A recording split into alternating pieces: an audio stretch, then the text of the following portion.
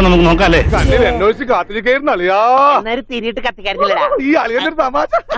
അളിയാ, നമുക്ക് ഒരുപാട് കാര്യങ്ങൾ സംസാരിക്കാനുണ്ട് ക്യാഷിനെ പറ്റിട്ടോ. ഇന്ന് ടിവിയിൽ വാർത്ത വരുമ്പോ ഒന്നും അറിയാത്തവരെ പോലെ നമ്മളും ഇവരുടെ കൂട്ടത്തിൽ ഉണ്ടാവണം. അതല്ലേ അതിന്റെ പത്രാസ്. നീ വന്നേ. ഇന്നിവിടെ നാശകോശമാവും. അങ്ങനെ നമ്മളൊക്കെ കാത്തിരുന്ന CPM-ന്റെ സ്ഥാനാർത്ഥി പട്ടിക പുറത്തു. ഞാൻ പറയാൻ പോകുന്നത് ഈ സ്ഥാനാർത്ഥി പട്ടികയിൽ ഉണ്ടാവും എന്ന് നമ്മളൊക്കെ പ്രതീക്ഷിക്കും. എന്നാൽ സ്ഥാനാർത്ഥികളാകാതെ പോവുകയും ചെയ്ത ആൾക്കാർക്ക്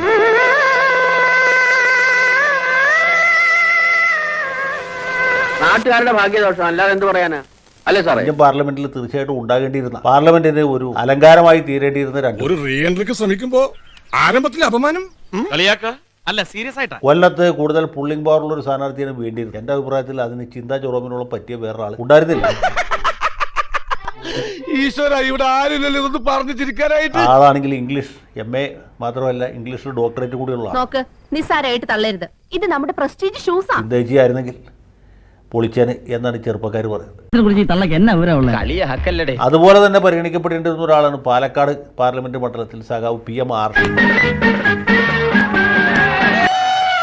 ആരിഫ് ഖാനെ തെമ്മാടി ഇറങ്ങി വാടാ ഊച്ചാളി എന്ന് വിളിച്ച പോലെ എല്ലാത്തിനും പിടിച്ചകത്തിട്ട് ചന്തിക്കിട്ട് നാല് പൊട്ടിക്കണം.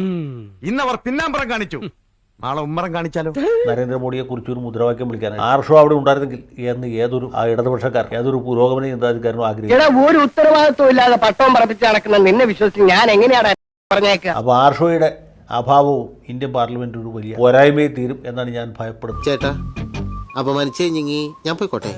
ഒരു 6 ഇഞ്ച് നീങ്ങി ഒരു ചുവന്ന സ്വിച്ച് കാണുന്നുണ്ടോ?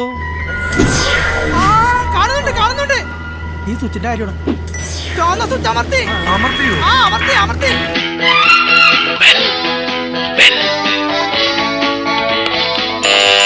Thank you. ഈ ഉപകാരം മറന്നാലും ഞാൻ മരിക്കില്ല. ഇതൊക്കെ എന്ത് ഉപകാരം. അപ്പോ നാളെ നേരത്തെ തന്നെ ഇങ്ങോട്ട് എത്തണം കേട്ടോ. ശരി.